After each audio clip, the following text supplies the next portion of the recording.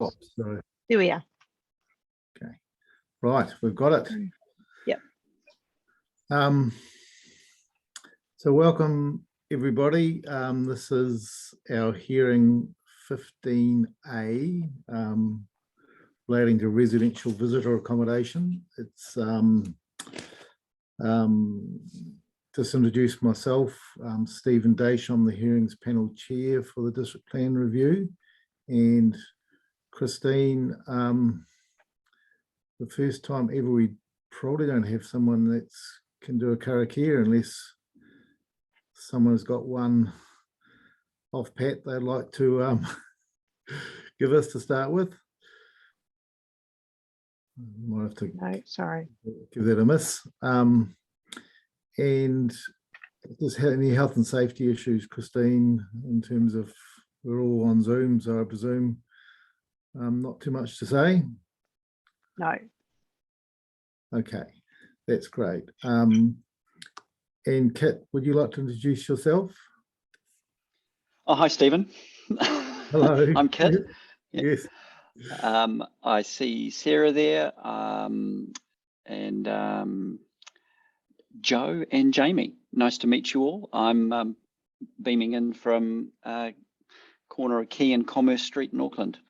My first hearing for 2022 for the district plan. So welcome back, Kit. It's been a while since Kit's. We've got 4 panel members, and we sort of divide the work up as we go. So Kit's got a busy schedule coming up on a lot of hearings. So thank you, Kit. Just for those that haven't joined us before, I've got just a few introductory comments to make. The hearings panel have been appointed by New Plymouth District Council to hear and make recommendations on all chapters of the New Plymouth District Plan review. There are 4 of us on the panel, and we're all independent commissioners.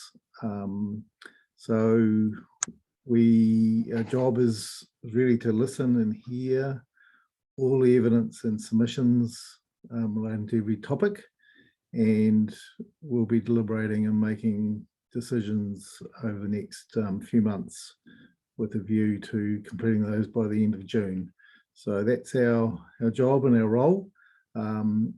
We all have some connection to Taranaki, either through sitting as hearings commissioners on various other projects, or perhaps acting for parties around Taranaki. So we have produced a statement of interests, which is online, in which we issued right at the start of the hearing.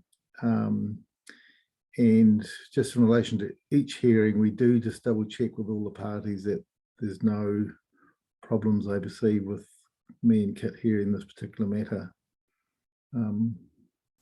So it's sort of a speak up or hold your peace type of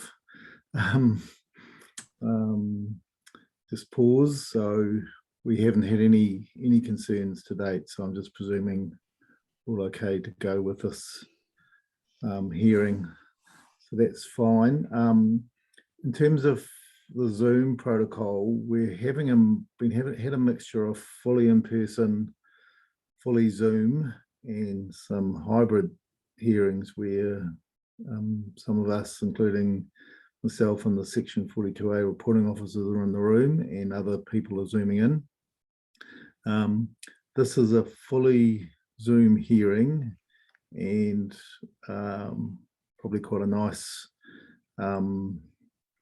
sort of a reasonably limited scope in terms of a hearing with reasonably limited parties. So I think that's going to work really well. What else have I need to brief everyone on? Yes, the hearings are all recorded. So the Zoom platform provides us a very nice record of all of the hearings, all the evidence that we hear and submissions that we hear verbally. And those Zoom records or Zoom hearing tapes go up online a few days after the end of the hearings when we get our hearings administrators get time to put those up. So they're a record, and that just helps us. It also helps, I think, all the other parties just to ensure that their evidence and their submissions are fully recorded. So with that, I think we'll just go around the Zoom room and just seek some appearances and introductions. So Christine, I think everyone knows you by now over the email, but just introduce yourself, Christine, would be great. Good morning, everyone. I'm Christine Brommel, and I'm part of the administrating team for the hearings. Okay, thank you. Joe, I can see you there. Do you want to introduce yourself with speaker on? Hi, I'm Jo Burke, and I'm the Director of Patch Rate Taranaki. We manage 95 holiday homes in New Plymouth, and we sleep up to 500 guests. So thanks for having me here, and thanks for the opportunity to talk. Great, welcome, Joe. Jamie? Morning, everyone. I'm Jamie Cannon. I'm a consultant planner, and I was originally involved in the preparation of the proposed district plan, but not specifically the residential visitor accommodation provisions. But I have prepared the 42A report and recommendations for this hearing. Thank you, Jamie. Colin Comber. Yes, good morning, sir. It's Colin Comber, and I'm representing the Taranaki Property Investors Association this morning. I think I'm a late entry to the speakers. I'm not sure I'm actually on the list at the moment, but I believe I've craved the indulgence of Julie Straka, and I believe she has allowed me to speak a bit later on, or you will allow me to speak a bit later on. Yes, Colin, you are on our latest list, so welcome. Thank you very much. We always make sure anyone that wants to speak gets to have a say. And we've got some fantastic hearing administrators, I must say. So we try and accommodate everyone. So welcome, Colin. Thank you. Sarah Edwards. Good morning, everyone. My name is Sarah Edwards, and I'm the District Plan Lead at New Plymouth District Council. Hey there, Sarah. Welcome to another week. Thank you. Grindstone. Richard Wood.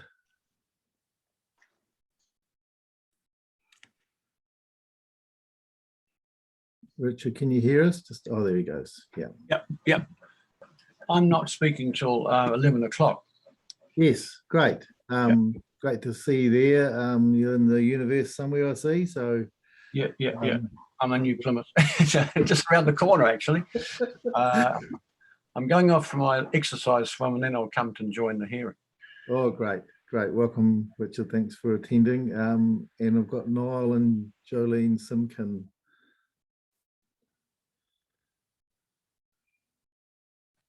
Good morning. Good morning. Good morning, Jolene and I. We have been associated with accommodation since 1967. Yeah. And we are just going to be hearing at 11 o'clock onwards. Great. Thank you very much for joining, Niall and Jolene. I think that's us for today in terms of introductions. Can't see anyone else there. So Jamie, straight on to you in terms of introducing your Section 42A report, please. Thank you. So I will just ask Christine if she could please share her screen. She's going to drive the presentation for me. And Christine, you'll circulate this to us in due course, I presume, or you might have already, sorry.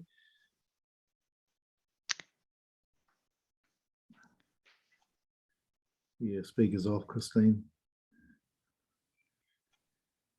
Yes, Julie has already circulated this one. Okay, that's great. Okay. Thank you. Okay. All right, so hopefully everyone can see that. I can, so I'll get stuck in. So kia ora tātou. As mentioned earlier, I'm Jamie Cannon. I'm a planning consultant from Boffamisco who is assisting the New Plymouth District Plan team with their district plan review. I was not initially involved in preparation of the rules relating to residential visitor accommodation. However, I have considered the submissions and prepared the Section 42A report relating to residential visitor accommodation matters. Welcome to the hearing panel, Commissioner Daish and Commissioner Littlejohn, and welcome to the submitters listening in on the presentation today.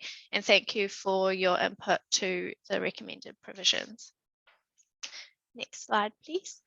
So today I'll just cover off the New Plymouth District context, the operative district plan approach, proposed district plan approach, the overview of submissions that we received, the key issues that were raised in submissions, and then my recommended amendments in response, and the key matters that remain in contention that we are aware of from the pre-circulated evidence. Next slide, please. So in terms of the New Plymouth District, it's generally similar to other districts in that it does have a range of accommodation options for visitors. These can be grouped into the two main categories of visitor accommodation, which typically involves land or buildings used as hotels, motels, and campsites run by on-site hosts, and residential visitor accommodation, which typically involves privately owned residential or domestic scale buildings where a host may or may not be present on site. And so while visitor accommodation and to a lesser extent residential visitor accommodation has always had a place in the district, over the lifetime of the operative district plan, residential visitor accommodation has grown. This morning from an Airbnb search of the New Plymouth District shows that there are over 300 listings in the district on Airbnb, on the Airbnb platform. On the BookAbatch platform, there's 234 properties available, and then 103 units on the Batch Break platform. So in terms of short stay accommodation, it has been a topic of interest, high community interest during the proposed district plan submissions. A petition with 2,875 signatures was received from the council opposing the residential visitor accommodation rules, and a large majority of the submissions were in opposition to the proposed rules. In terms of where these activities are located within the district, visitor accommodation is primarily within the city centre and the town centres, whereas residential visitor accommodation is predominantly in the residential, rural and rural lifestyle areas. Next slide, please, Christine. The operative district plan uses an effects-based approach, which means it generally does not identify particular activities. As such, the operative district plan does not contain any provisions that are specific to residential visitor accommodation or visitor accommodation activities. These activities are allowed to occur provided that they meet certain performance standards to manage their effects, such as boundary setbacks, minimum daylighting requirements, and maximum height, so they're more specific to the building. There are also some standards that apply to any activity on any site relating to managing effects of noise, lighting, and traffic safety. While visitor accommodation and to a lesser extent residential visitor accommodation has always had a place in the district, over the lifetime of the operative district plan, there has been a growth in residential visitor accommodation activities. Next slide, please.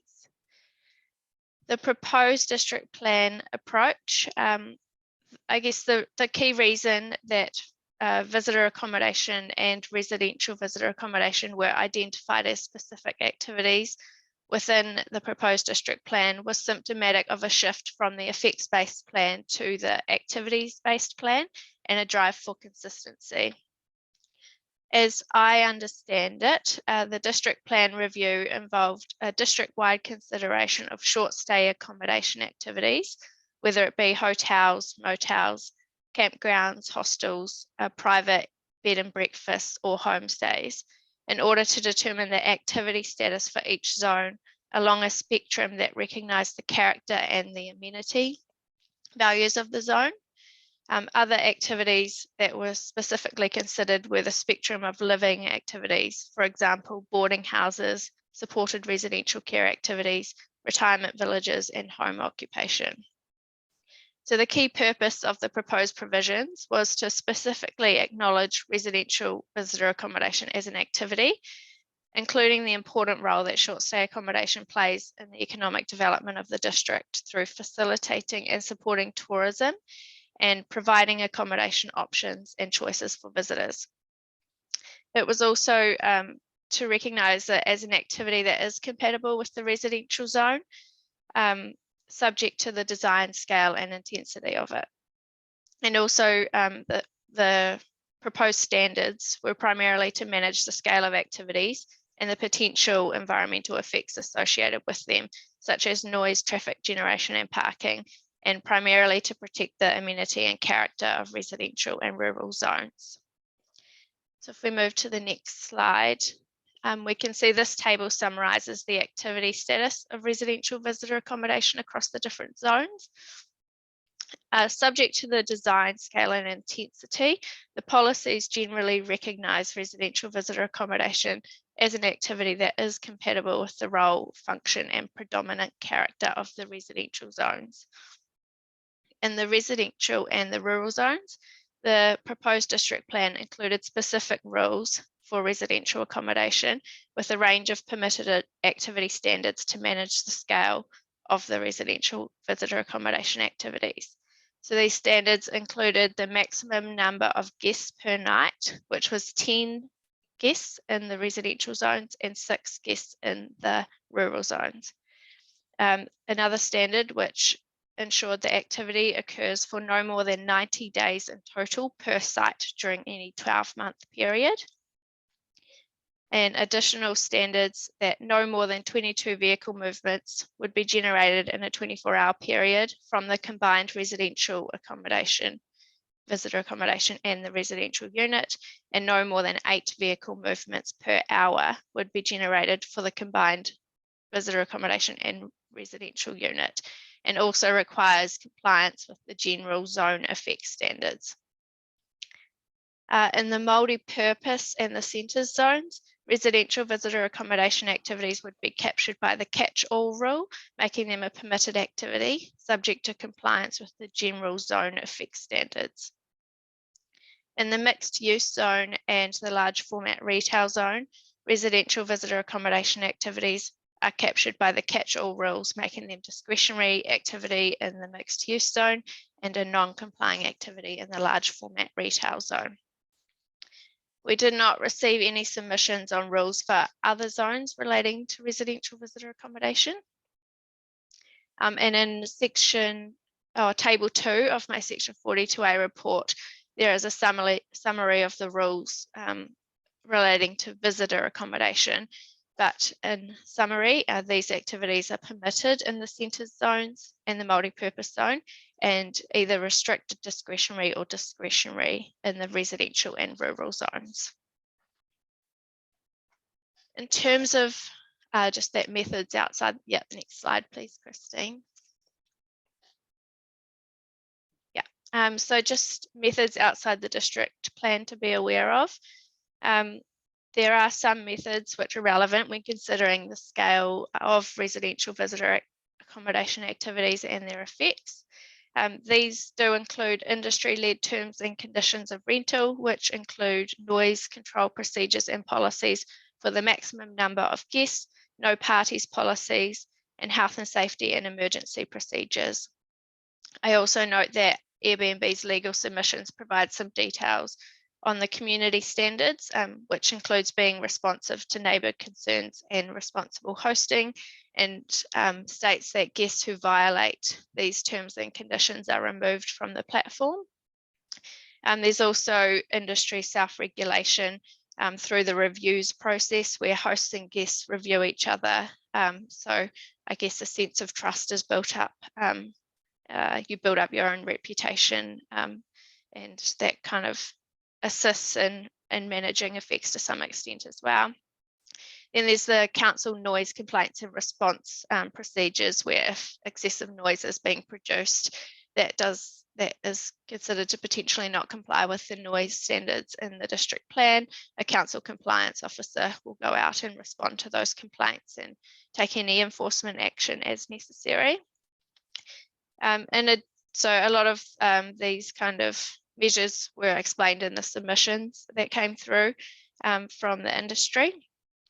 And also the industry submitters, including Batch Break and Book a Batch, have offered to work with the council, community groups and central government to develop an NZ-wide approach, be it an industry funded and administered body, to address any concerns relating to residential visitor accommodation that is separate to the district plan review process. So I thought that might be worthwhile highlighting. Next slide, please, Christine. In terms of the submissions that we received, there was a total of 104 original submissions with 169 individual submission points and 6 further submissions with 38 individual submission points. Of these submissions, 6 submission points indicated general support for the provisions to be retained as notified. 24 submission points supported the provisions in part and sought some amendments. 138 submission points opposed the provisions and thought that they either be deleted or amended.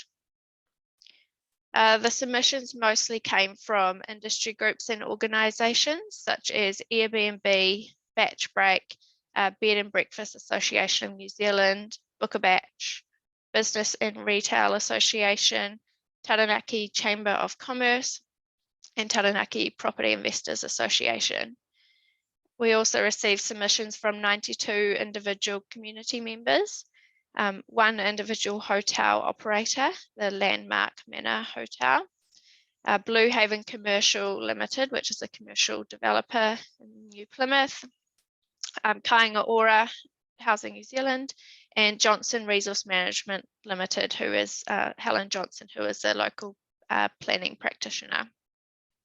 In addition, as mentioned earlier, Council also received a petition with 2,875 signatures in opposition to the proposed residential visitor accommodation rules. Next slide, please. The key issues that came about from the submissions can be summarised into 6 key themes. Some of the submissions were in relation to the definitions and relationship between the terms and provisions for residential visitor accommodation and visitor accommodation, primarily seeking that the recommendations clarify the intent to ensure that the definition of residential visitor accommodation recognises the different ways of hosting, including homestays and letting of an entire batch or house, distinguishing between the 2 activities, being visitor accommodation and residential visitor accommodation, and their relationship with other definitions in the proposed district plan, and also seeking consistency with other definitions and terms. The next point is a specific recognition of residential visitor accommodation and policies as a compatible activity, and rules for centres and rural zones, which came from Airbnb. So these submissions are summarised in Table 3 of my Section 42A report. One of the key main themes that came through was opposition to the standards for residential visitor accommodation. There was strong opposition to the proposed 90-day cap and maximum number of guest standards. Submitters considered that these standards were arbitrary and sought that they be deleted for the following key reasons. The impact on tourism. There was concern raised that the proposed provisions may create accommodation shortages at peak times, especially for families coming together, which would inflate accommodation costs for visitors and negatively impact the tourism industry in Taranaki. Potential impacts on property rights and the economic viability of home ownership or home ownership. So the 90-day cap would potentially put economic viability of home ownership at risk, especially for those that only reside in New Plymouth occasionally. So those that have a fly-in, fly-out lifestyle. for work, and they rely on the ability to rent out their property on a short-term basis to cover the mortgage. Noise and traffic effects. So there was a key theme that came through stating that the noise and traffic effects of residential visitor accommodation are very similar to normal residential use of a property. And the submitters highlighted that there was no evidence to suggest that noise and traffic effects from residential visitor accommodation within the New Plymouth district is a key resource management issue that justifies these new rules and standards. And also monitoring and enforcement. Concerns were raised that the standards would be difficult for council to effectively monitor and enforce. We did receive 5 submissions in support of the residential visitor accommodation provisions from individual community members who agreed with the inclusion of these standards because it would provide greater protection for residential amenity, one of whom I think we will be hearing from later today. Minimum parking standards. So Airbnb sought that they be deleted because residential visitor accommodation activities do not generate more demand for parking than other residential activities. And the last 2 key themes that came through were activity status for non-compliance with standards. Airbnb was seeking a controlled activity status for non-compliance with standards across all of the zones rather than restricted discretionary activity status. And in terms of the matters of discretion, we received 1 submission from Kāinga Ora, who submitted that matters of discretion should not include reference to the extent of infringement because it may conflate the effects of non-compliance through the degree or extent of infringement, and the focus should be on the effects of that infringement rather than the extent of the infringement. Moving on to the next slide. The recommended amendments in response to these submissions. So after considering the submissions, I recommended a number of amendments, which are summarised here. I recommend amendments to the definition of residential visitor accommodation to clarify its intent and improve its implementation so that the definition covers different ways of accommodating visitors, including renting rooms, sleep outs, or houses where the host is on site or off site. I recommended deletion of the permitted activity standards, which did set the maximum number of guests per night and the 90-day cap for residential visitor accommodation use. And I also recommend deleting the maximum number of vehicle movements and minimum parking standards. The key reasons for recommending removal of the standards are primarily because residential visitor accommodation activities are similar in nature and scale to residential activities. Compliance with the general noise standards for the zone, so that's noise standard S1, will manage any excessive noise or nuisance effects on neighbours. Aside from a small number of complaints received by the council over the past 10 years, there is no data that shows that residential visitor accommodation activities and their effects are causing an ongoing nuisance to neighbours. And this generally indicates that residential visitor accommodations are long established and an accepted part of the residential environment in the New Plymouth district. The scale and intensity of residential accommodation activities is already managed to some extent through the requirements to comply with general effect standards for the zones, which manages the scale and intensity of buildings, the number of residential units on sites, and provides for setbacks from boundaries. And also the scale and intensity of residential visitor accommodation activities and their effects are managed to some extent through industry terms and conditions of rental, which I discussed earlier. I recommended removal of the matter of discretion for residential visitor accommodation relating to traffic, parking and access effects, because there is no evidence to suggest that residential visitor accommodation activities generate effects relating to traffic, parking and access that are different to general residential activities. And I also recommended a number of amendments to clarify the relationship between residential visitor accommodation and other listed activities, including sensitive activities, living activities, and the rules for visitor accommodation. Next slide, please. The key matters that remain in contention. Most submitters appearing today have not pre-circulated evidence, apart from some that I've received this morning. So without the benefits of the pre-circulated evidence, there's only a small number of known matters that remain in contention, which are based on evidence received from Kāinga Ora and Johnson Resource Management Limited. These are so from Kāinga Ora, reference to extent and effect of non-compliance in the matters of discretion. Kāinga Ora remains concerned that use of the word extent in the matters of discretion may conflate the effects of non-compliance with the degree or extent of infringement. Kāinga Ora considers that the focus should be on the effects of the breach rather than the degree of the breach. And Helen Johnson has raised some interpretation or implementation concerns with my recommended definitions. She considers that the recommendations potentially lead to duplication of permitted activity rules for sensitive activities and residential visitor accommodation activities, and potential unintended consequences of excluding residential visitor accommodation from the definition of living activities. So that concludes my introduction presentation for today. Does the hearing panel have any questions for me on my recommendations or any other matters? Thank you very much, Jamie. That was very clear. I do have just a few matters to raise before we'll move to Kit.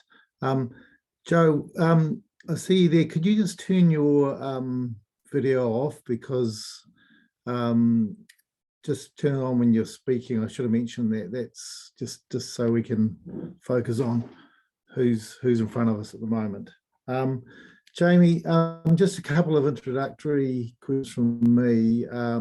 One's just a procedural thing.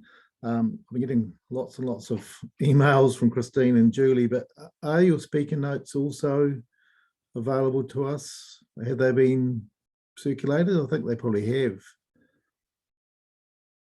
You mean the notes from the presentation? No, just you're obviously reading. We've got the presentation. You're obviously reading off some notes. So yeah, that's part of the presentation PowerPoint. So yeah, they're actually below the PowerPoint. Yeah, in the notes column. Yeah. Yeah. Thanks, Jamie. And also, just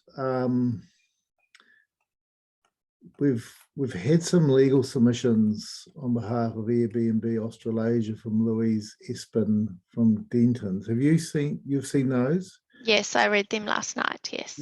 She's asked us. She's not appearing, and she's asked us to table these, so they are online. Is there anything in there that you have any? You've mentioned them on the way through.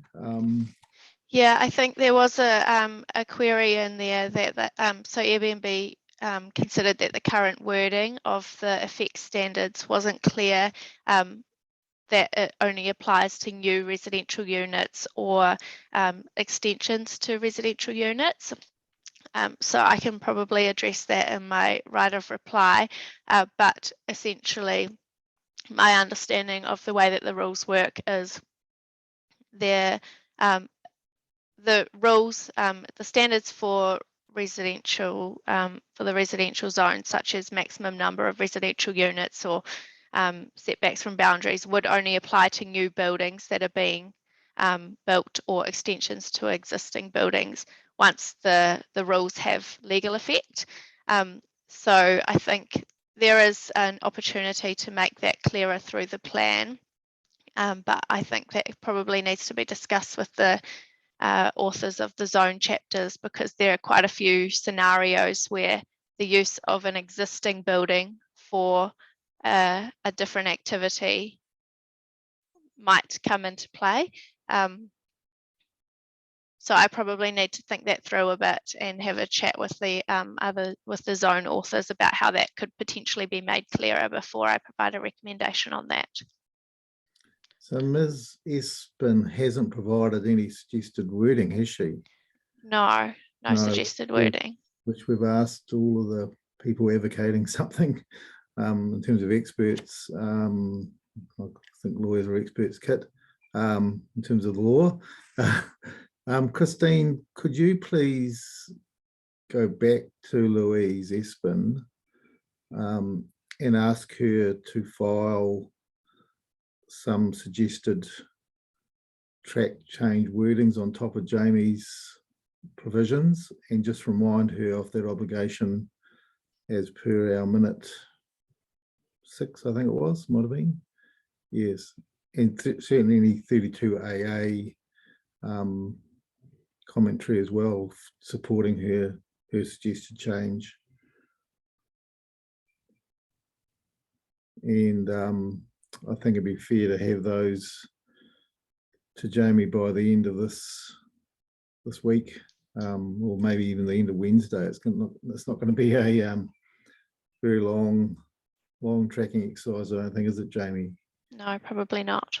No. So just by the end of Wednesday, if you could do that for us, that would be appreciated. And look, before I hand over to Kit, the other thing is your last slide, you mentioned the matters from Kāinga Ora and Helen Johnson, Mr. Campbell and Ms. Johnson. Have you come to an initial view on that before we hear the evidence, or would you rather hold off to the right of reply later this afternoon after you hear the other evidence? I think I need to review those plan structure matters that were raised by Helen Johnson in quite a bit of detail, just because they relate to various rules and standards across the plan. But my initial view is that it would probably make sense to remove the exclusion from living activities to make sure that residential visitor accommodation activities are considered generally part of living activities as well. But I think, yeah, it does need quite a detailed review, and I haven't come to any clear conclusion on Helen Johnson's points, but I definitely understand the issue and accept that some change needs to be made to address those points. And in terms of Kāinga Ora's position, it does have plan-wide implications. Their suggestion to remove extent of infringement, because that matter of discretion is used consistently throughout the whole plan, especially in the zones. So to achieve consistency, any recommendation would lead to consequential amendments to other chapters. So I do need to, I need some time to discuss that matter with the district plan team more widely, and potentially even get some legal input on that matter. So at this stage, I reserve my position on the matter, but it is something I'll be looking at in detail in the written right of reply. Thank you, Jamie. I just note that Kāinga Ora are on at 1 p.m. Christine, have we received any legal submissions from Mr. Matheson? They were due yesterday for Kāinga Ora. Could you just check on that for us? Okay, I'll check with Julie in regards to it, because nothing has been copied into me as of yet. So I'll check. Yes, he may not be producing submissions, but he's down on our list. We have Mr. Campbell's evidence, and I've read that obviously. All right, thank you for that, Kit. I'll just hand over to you in terms of questions you may have. Thank you, Stephen. Thank you for that, Jamie. Look, it probably will come as a surprise, but I don't have any questions for you. I thought your explanation was consistent with the report, and really the only thing I'm interested to hear is what you think of the tweaks and the other issues that Ms. Johnson and others have raised, really.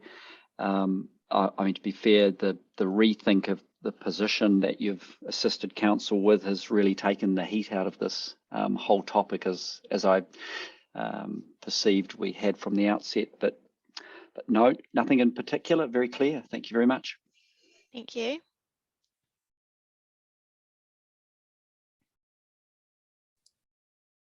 Yes, thank you, Jamie. And I have no specific questions either. Excellent report, great presentation, very clear. So we'll just wait to hear the other submissions through the day and the other evidence, and talk to you again towards the end of the day. So I think that concludes our presentation from Jamie on her report. We will adjourn to 11 a.m. when we'll hear from the various submitters. So look forward to seeing you back then. Thank you.